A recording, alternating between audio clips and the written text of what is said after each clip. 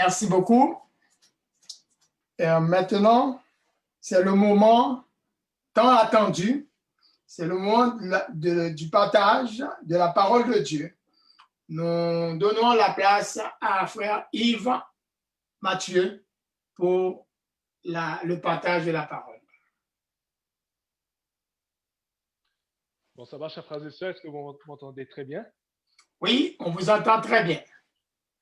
Good, parfait. Donc, je voudrais remercier le corps pastoral de m'avoir invité, de m'avoir fait confiance pour apporter un message ce sabbat matin. Nous vivons dans des temps vraiment difficiles et vraiment bizarres. Et c'est important de comprendre quelle est la volonté de Dieu pour nous dans ces temps bizarres. Et avant de commencer, je vais juste dire un mot de prière. Seigneur Père éternel, c'est toi seul qui sais comment ce moment va se passer. Seigneur, tu as un message pour chacun d'entre nous. Tu as une disposition spéciale de ton Saint-Esprit que tu veux mettre sur ton peuple, un message que tu veux mettre dans nos cœurs. Seigneur, que ton Saint-Esprit puisse avoir le chemin, avoir carte blanche et que nous puissions être vivifiés, transformés par ton message, par ta croix. Nous te prions au nom de Jésus. Amen. Le sermon, le message, la méditation plutôt que j'ai pour vous ce matin, ça s'appelle Réparateur de la brèche. Et pourquoi je parle de brèche? Ça me fait penser à ce qui s'est passé aux États-Unis au Capitole. Et nous avons tous été témoins de ce qui s'est passé au Capitole. En fait, le sacré est ce qui appartient au domaine séparé, intangible, invisible, inviolable du religieux et qui doit inspirer crainte et respect. Donc, c'est ce que le Larousse nous dit à propos du sacré, ce qui est sacré. Le Capitole est un lieu sacré, chargé avec une histoire législative, un symbole de la puissance de cette jeune nation des États-Unis d'Amérique. Au Capitole, beaucoup de décisions importantes ont pris place.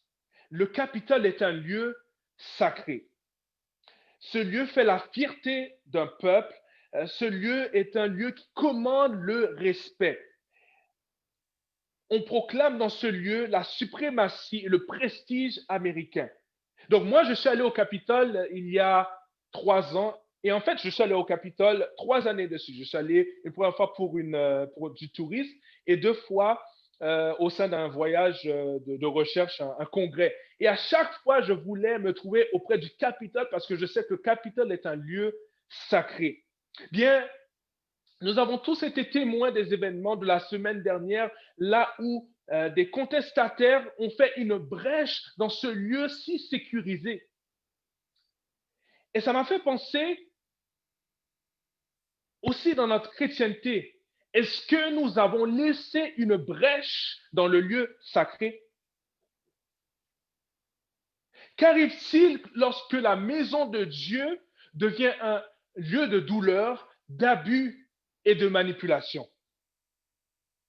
Donc, je voudrais vous inviter à tourner les pages de votre Bible dans Matthieu 21, versets 12 à 14.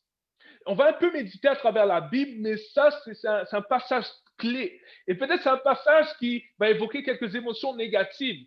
Je le sais, je le comprends. Mais comprenons, il y a un message de grâce derrière ces versets. Jésus entra dans le temple de Dieu. Donc, on se trouve dans Matthieu 21, versets 12 à 14. Jésus entra dans le temple de Dieu. Il chassa tous ceux qui vendaient, qui achetaient dans le temple. Il renversa les tables des changeurs, les sièges des vendeurs de pigeons. Verset 13. Et il leur dit, ma maison sera appelée une maison de prière. Mais vous, vous en faites une caverne de voleurs. Verset 14. Des aveugles, des boiteux s'approchèrent de lui dans le temple et il les guérit. Amen. Pour remettre vos pendules à l'heure, Jésus s'approcha du temple de Dieu. Et pendant qu'il s'approche du temple de Dieu, il voit des personnes, des vendeurs, des marchands dans le temple de Dieu. Et vous vous dites que oui, Jésus fait la bonne chose, il chasse l'iniquité, au sein de ce temple. Mais moi, je trouve que c'est trop simpliste que Jésus voit l'iniquité, voit le mal, voit ce qui ne devrait pas avoir lieu dans le temple et qu'il le chasse. Je trouve que c'est très simpliste parce que moi, j'ai une idée de Jésus en tant que Dieu d'amour, en tant que Dieu de grâce, en tant que Dieu de compréhension. Mais restez avec moi, restez avec moi. La servante du Seigneur nous dit que le mélange des voix, le bruit, pardon, je vais juste être capable. Ok, pardon.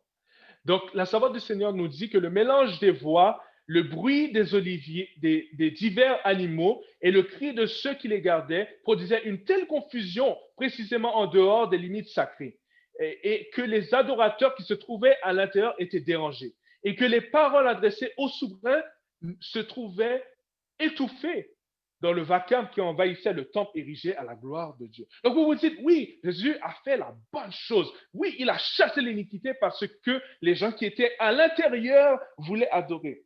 Nous allons comprendre que ce n'est pas seulement les gens qui étaient à l'intérieur qui avaient besoin d'adorer. Verset 13. Oh, verset 13.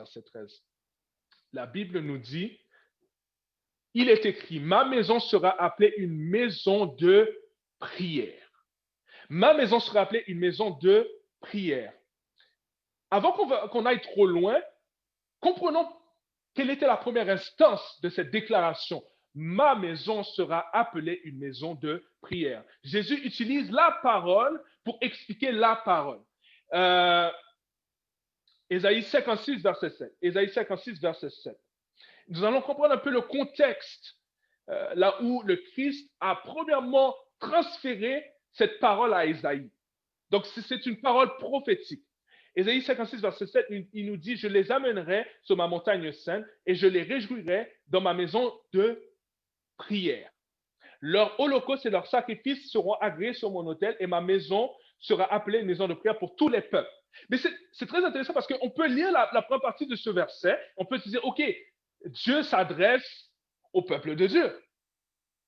Mais quand on lit le reste du contexte, dans Ésaïe 56, nous nous rendons compte que Dieu ne s'adresse pas au peuple de Dieu, mais Dieu s'adresse aux prosélytes.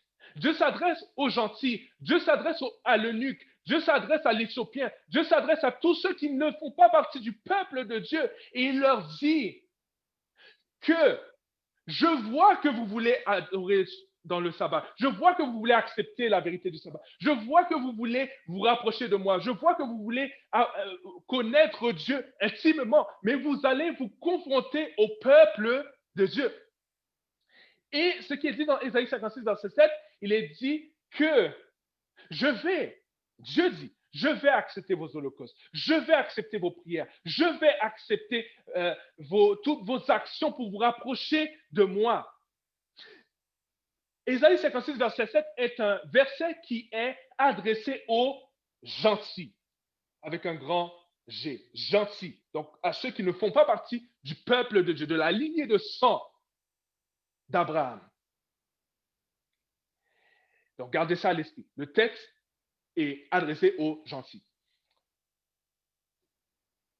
Et on retourne dans Matthieu 21, verset 13. Il dit, ma maison sera appelée une maison de prière pour tous les peuples. Pour tous les peuples, ok? Verset 14. Des aveugles, des boiteux s'approchèrent de lui dans le temple et il les guérit. Ok, j'ai racolé tous les bouts. Je vous ai dit que le verset que Jésus a proféré, verset 13, ma maison sera appelée maison de prière, mais pour tous les peuples, était adressé aux gentils. Qu'est-ce qui se passe quand Jésus chasse les marchands du temple? Des aveugles, des boiteux s'approchèrent de lui et il les guérit.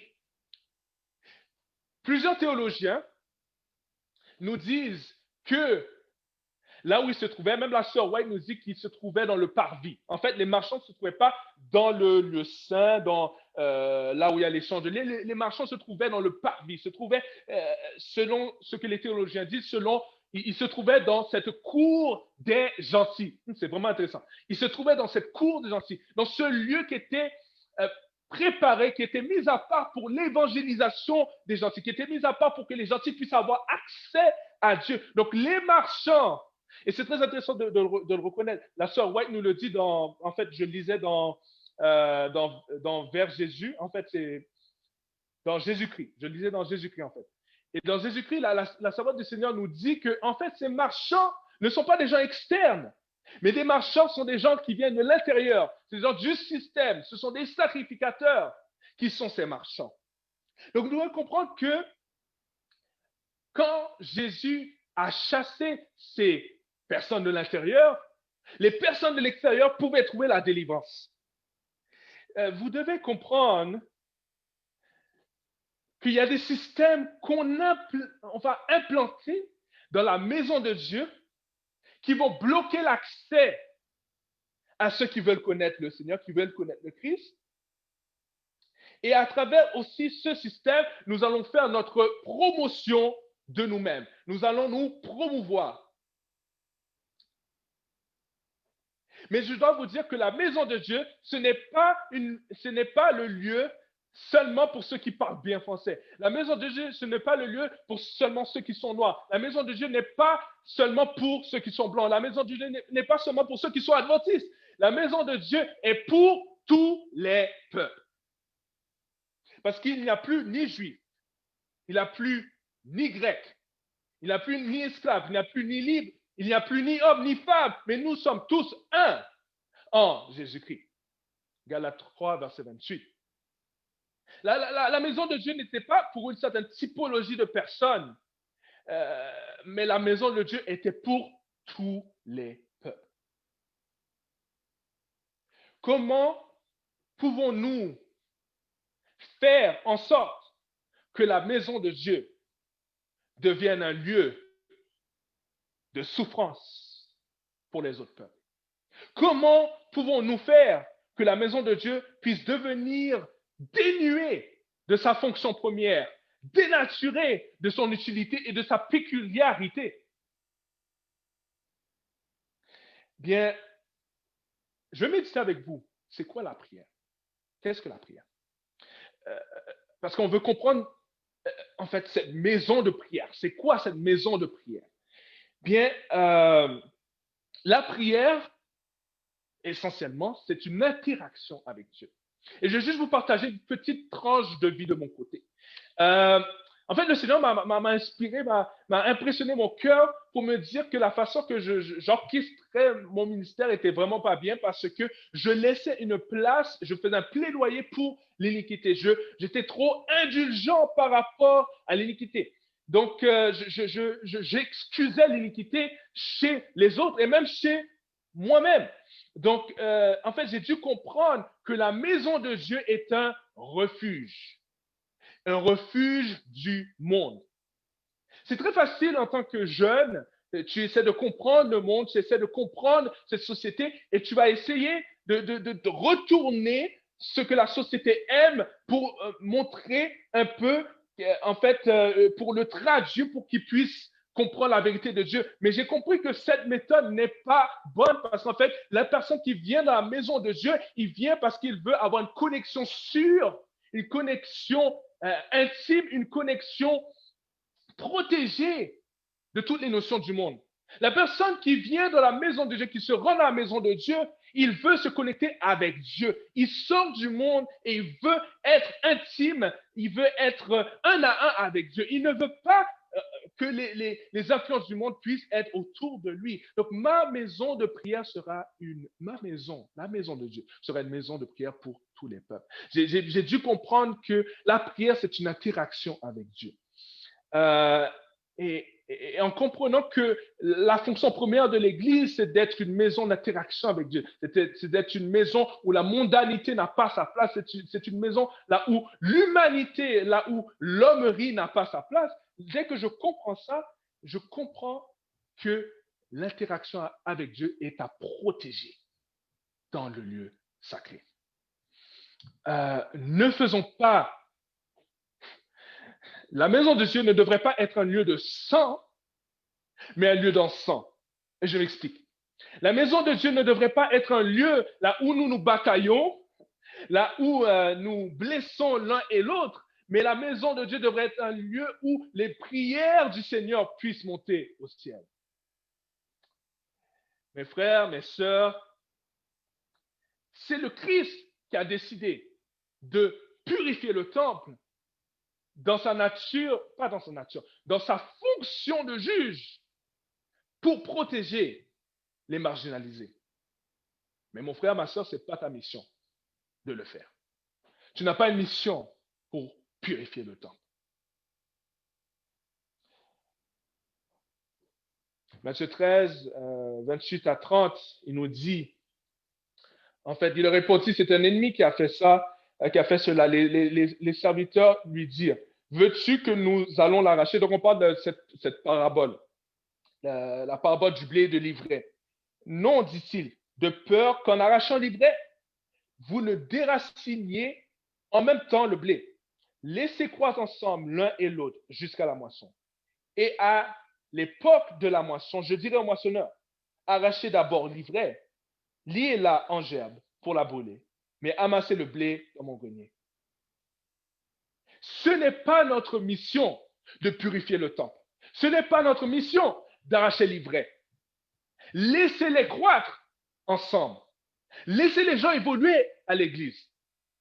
Le Seigneur, par son Saint-Esprit, va agir dans le cœur de chacun d'entre nous. En fait, j'ai appris d'un pasteur que je connais à travers, parce qu'en fait, je suis connecté avec des ministères comme GYC, et un pasteur qui s'appelle D. Casper nous a dit que la sanctification, ce n'est pas un sentier ou disons la sanctification, tu ne peux pas comparer ta sanctification avec la sanctification de l'autre, parce que la sanctification, c'est le processus où le Saint-Esprit travaille dans ton cœur, c'est ce processus où, en fait, c'est Dieu qui dirige et c'est Dieu qui est l'auteur de notre sanctification. Ce qui fait en sorte que Dieu, c'est lui qui décide quand tu vas à un autre niveau dans ta vie spirituelle. Ce qui fait en sorte que tu ne peux pas comparer ta vie spirituelle avec la vie spirituelle de l'autre parce que OK, je vais donner un exemple. Pierre, Dieu a utilisé Pierre, même dans son imperfection, entre guillemets, pour avancer l'Église. Dieu a utilisé l'impulsivité de Pierre,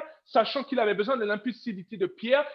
Et donc, à travers cela, il a laissé Pierre dans un certain état.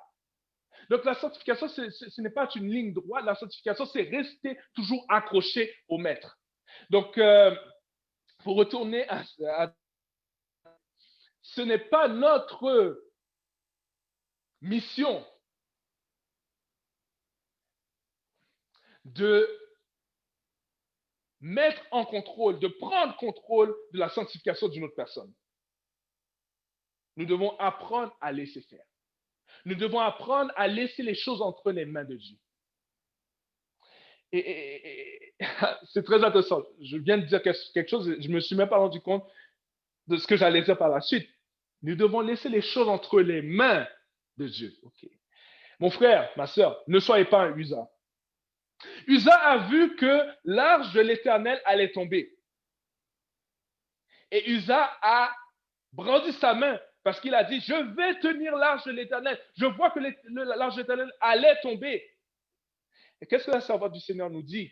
La servante du Seigneur nous dit que Usa avait été frappé de mort pour avoir violé un ordre très explicite du Seigneur donné par Dieu à Moïse au sujet du transport de l'arche. Nul, sauf les prêtres, descendants d'Aaron, n'avait le droit de la toucher et même de la contempler à découvert. Il était écrit, ils couvriront l'arche de l'Éternel, l'arche du témoignage, pardon, alors les enfants de Kéaf viendront pour l'emporter et ils ne toucheront point les choses saintes, de peur qu'ils ne meurent. Nombre 4, versets 4 et 15. C'est dans Patriarche et Prophète, section 685.3. Et après, il y a une autre section que la Shawad nous informe pourquoi Usa avait été frappé de mort de façon subite. En outre, Usa était coupable d'un péché plus grave.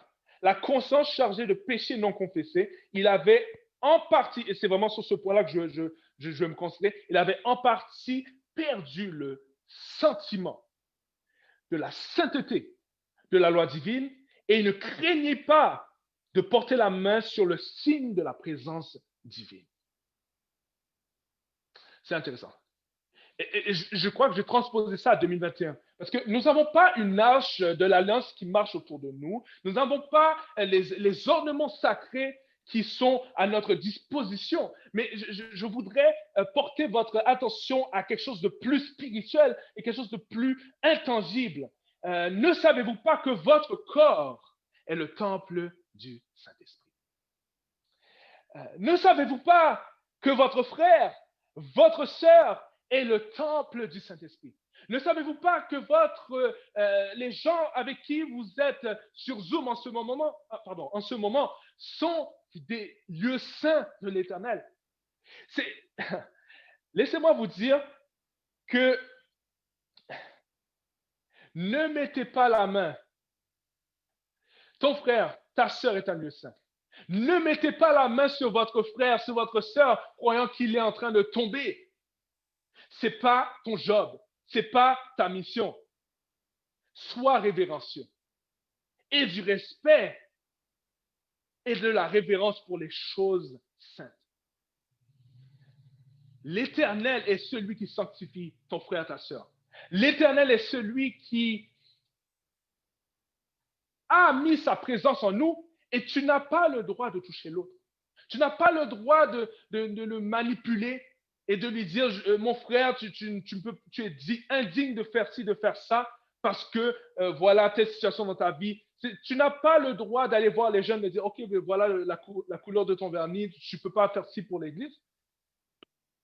Mon frère, ma soeur, sois révérencieux. Sois révérencieux. Ne sois pas un usa. Ne sois pas un usa. Et je veux peut-être vous partager quelque chose sous un autre angle.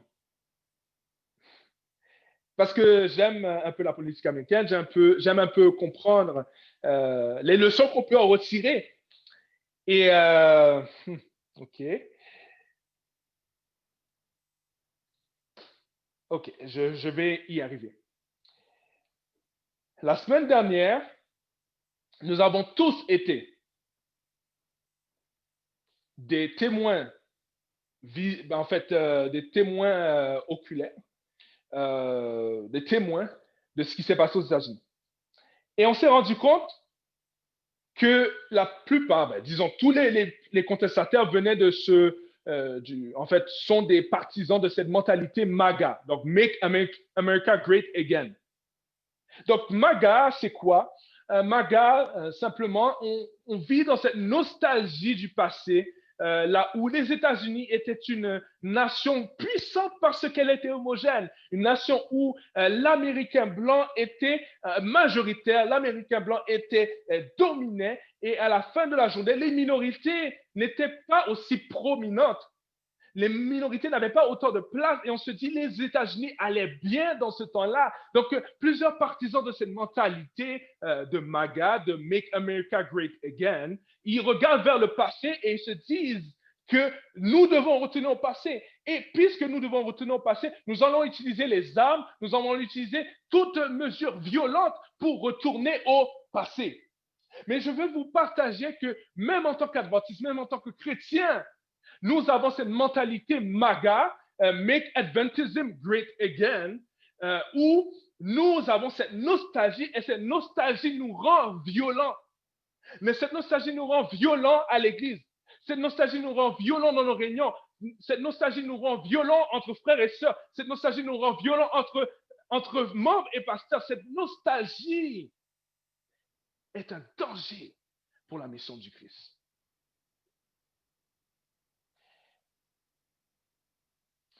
Mais mes frères, mes sœurs, laissez-moi vous dire que cette nostalgie, c'est un syndrome laodicéen. C'est un syndrome que le Seigneur nous a déjà prophétisé. Il nous en a déjà parlé. Il nous a déjà avertis. Dans Apocalypse 3, verset 18, en fait, 3, verset 14 à 20, il est dit, écrit à l'ange de Laodicée, voici ce que l'Amen, le témoin, le fidèle, le véritable, le commencement de la création de Dieu. Je connais tes œuvres et je sais que tu n'es ni froid ni bouillant. Puisses-tu être froid ou bouillant. Ainsi, puisque tu es tiède et que tu n'es ni froid ni bouillant, je te vomirai de ma bouche. Et verset 17 nous dit, puisque tu dis, je suis riche et je me suis enrichi, je n'ai besoin de rien, et parce que je n'ai besoin de rien, et parce que tu sais que, ok, pardon, parce que tu dis, je suis riche, je me suis enrichi, je n'ai besoin de rien, et parce que tu ne sais pas que tu es malheureux, misérable, pauvre, aveugle et nu. La nostalgie nous met dans cet état. Malheureux, misérable, pauvre, aveugle et nu. Mais la bonne nouvelle que j'ai pour vous aujourd'hui, c'est que le Christ, le voleur, ne vient que pour dérober, égorger et détruire. Mais moi, le Christ, dit, je suis venu afin que mes brebis aient la vie et qu'elle ait dans l'abondance. La bonne nouvelle, c'est que Jésus a 3 cadeaux pour que nous puissions guérir. 3 cadeaux que nous puissions guérir de cet esprit magade, de cet esprit make Adventism great again, de cet esprit suprémaciste, de cet esprit raciste, de cet esprit qui limite notre croissance spirituelle, de cet esprit qui nous aveugle par rapport à notre propre condition spirituelle. Voilà les 3 cadeaux que je vais vous partager et après ça, j'ai fini avec cette méditation. Première, je te conseille d'acheter de moi de l'or éprouvé par le feu. Cet or éprouvé par le feu. Matthieu 19, verset 21 nous dit, Jésus dit, si tu veux être parfait, va vendre tout ce que tu possèdes et donne-le aux pauvres et tu auras un trésor dans le ciel, puis viens et suis-moi. Donc Jésus s'adressait au jeune homme riche et lui dit que si tu vends, si tu vis dans la compassion pour l'un et pour l'autre, tu auras un trésor dans le ciel. 1 Pierre 1, verset 7, afin que l'épreuve de ta foi, de votre foi, plus précieuse que l'or périssable, qui cependant est éprouvé par le feu, et pour résultat la louange, la gloire, l'honneur lorsque Jésus-Christ apparaîtra. Donc voyons la foi, nous voyons cette foi pure, cette foi de compassion, cette foi d'amour, c'est cet or que Jésus veut nous donner. Deuxième cadeau que Jésus veut nous donner, afin que tu deviennes riche et des vêtements blancs. Donc, il veut nous donner sa justice. Je me réjouirai en l'Éternel. Mon âme sera ravie d'allégresse en mon Dieu, car il m'a revêtu des vêtements de salut, il m'a couvert du manteau de la délivrance, comme le fiancé s'orne d'un diadème, comme la fiancée se pare de ses joyaux. Jésus veut te couvrir de sa justice. Jésus veut te blanchir et veut te faire paraître pur devant le Père. Apocalypse 19, verset 8, il lui a été donné de se revêtir d'un fin lin éclatant et pur, car le fin lin, ce sont les œuvres justes des saints. Donc, c'est juste pour en chérir. Ce vêtement blanc que Jésus veut nous donner, c'est son vêtement de justice, c'est son vêtement de pureté, c'est son vêtement à travers lequel nous puissions être réconciliés au Père. Comme je récapitule, premier cadeau, il veut nous donner cette foi aimante, cette foi de compassion, cet or. Deuxième cadeau, il veut nous donner cette robe de justice, cette justice avec laquelle nous puissions paraître purs et joyeux devant le Père. Et troisième et dernier cadeau qu'il veut nous donner, il veut nous donner un collier pour oindre ses yeux. Dans Apocalypse 3, verset 18. Il veut nous donner un collier pour oindre nos yeux. Et ce collier, c'est quoi? Joël 2, versets 28 et 29. Après cela, je répandrai mon esprit sur toute chair. Vos fils et vos filles prophétiseront. Vos vieillards auront des songes et vos jeunes gens auront des visions. Et même sur les serviteurs et sur les servantes de ces jours-là, je répandrai mon esprit. Le collier, c'est le Saint-Esprit de Dieu. Jésus veut nous donner son Saint-Esprit. Mon frère, ma sœur, ne vivez pas dans la nostalgie. Ne vivez pas dans la nostalgie. Jésus veut faire une chose nouvelle. Il veut nous répandre dans le futur le Saint-Esprit. Ne vivez pas dans le passé. Ne vivez pas dans l'apogée de l'Église dans le passé. Mais vivez dans le futur parce que dans le futur, Jésus va nous répandre son Saint-Esprit.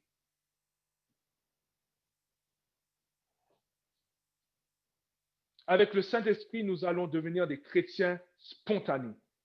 Comment nous allons être spontanés? J'aime beaucoup dans l'histoire de la femme samaritaine, lorsque Jésus avait cette conversation avec cette femme, et cette conversation cette conversation qui s'axait sur sa sexualité a vite transigé vers s'est vite transféré vers une conversation qu'il y avait par rapport à l'adoration. Et j'aime dans Jean 4 ce que Jésus a dit. Vous adorez ce que vous ne connaissez pas. Donc, il parlait à la femme samaritaine. Mais il a dit, nous adorons ce que nous connaissons car le salut vient des Juifs. Mais l'heure vient, elle est déjà venue, où les vrais adorateurs adoreront le Père en esprit et en vérité, car ce sont là les adorateurs que le Père demande. Dieu est esprit et il faut que ceux qui l'adorent en esprit et en vérité. En esprit et en vérité. Avec le Saint-Esprit, nous devenons des chrétiens spontanés. Mes frères, mes sœurs, je vous conjure, ne vivez pas dans la nostalgie, ne vivez pas dans le passé, mais vivez dans le futur, vivez même dans le présent, parce que même dans le présent, Dieu nous donne cet esprit. Vivez dans le présent et même dans le futur, parce que Dieu nous donne son Saint-Esprit et Dieu veut que nous puissions être des adorateurs en esprit et en vérité. Et quand vous êtes des adorateurs en esprit et en vérité, peut-être la forme du programme de l'Église va changer. Peut-être la façon dont vous allez vous réunir va changer. Mais quand vous êtes des adorateurs en esprit et en vérité, vous allez aller partout et vous allez ne pas être troublés parce que vous êtes des adorateurs en esprit et en vérité. Vous êtes des adorateurs de Dieu, les adorateurs que le Père recherche. Donc vous pouvez, lorsque la persécution sera en vigueur, vous allez aller dans les montagnes, vous n'allez pas avoir de problème, vous n'allez pas vous batailler pour dire hey, qui va faire la bienvenue, qui va faire ci. Vous n'allez même pas vous batailler, vous dire un tel ne peut pas être pasteur, une telle ne peut pas être pasteur. Vous n'aurez pas le temps de discuter de ces choses-là parce que vous allez courir pour votre survie et ce que le Seigneur a besoin, c'est des adorateurs en esprit et en vérité. Ce sont des adorateurs qui changent, qui sont spontanés, qui sont connectés avec son esprit. Mes frères, mes sœurs, ce n'est pas le temps de mener la charge des complotistes. Ce n'est pas le temps de parler de puces. Ce n'est pas le temps de parler de contrôle du gouvernement. Ce n'est pas le temps de dire aux autres de fuir, aller en Haïti dans les montagnes. Vous savez que ce type de discours, les autres chrétiens l'utilisent. Mais si vous connaissez les prophéties, si vous connaissez ce que la Bible Apocalypse, ce que l'Apocalypse nous révèle du peuple du reste, le discours du peuple du reste n'est pas un discours populaire. La puce, c'est un discours populaire. Toute cette paranoïa négative autour du vaccin, c'est un discours populaire. Mais vous devez savoir que le discours du peuple du reste, c'est un discours qui est axé sur la Bible et l'esprit du prophétie. Mon frère, ma soeur, nous sommes à la dernière église, l'église de Laodicée. La chrétienté est dans cette dernière église. L'Adventiste fait partie l'Adventiste a aussi ce syndrome laodicéen. Et ce que je veux vous dire, c'est ce que Jésus a dit à la fin de ce message qu'il donnait à Laodicée. Jésus se trouvait, si vous vous rendez compte, Jésus frappe à la porte de cette église. Au début, à la première église, Jésus se trouvait au milieu de chandeliers d'or. Mais là maintenant, Jésus se trouve en dehors. Jésus se trouve en dehors. Et je ne sais pas, mon frère, ma soeur, je ne sais pas si dans ta vie, la façon que on a orchestré le ministère, nous avons mis Jésus en dehors. Mais Jésus veut réparer les points avec nous, veut rétablir sa connexion avec nous. Et il dit, voici, je me tiens à la porte et je frappe. Si quelqu'un entend ma voix et ouvre la porte, j'entrerai chez lui. Et je souperai avec lui et lui avec moi. C'est l'invitation que je veux donner à vous aujourd'hui. Ma maison sera une maison de prière pour tous les peuples. Ma maison sera une maison de prière pour tous les peuples. Acceptez les 3 cadeaux que Jésus veut vous donner. Ne soyez pas suprémacistes. Acceptez cette foi compatissante qu'il veut vous donner. Acceptez cette justice qu'il veut vous donner. Acceptez ce Saint-Esprit qui veut vous donner dans le présent et même dans le futur. Ne soyez pas des chrétiens nostalgiques, des chrétiens violents, mais soyez des chrétiens à l'image de Christ. Que la paix de Dieu soit avec vous.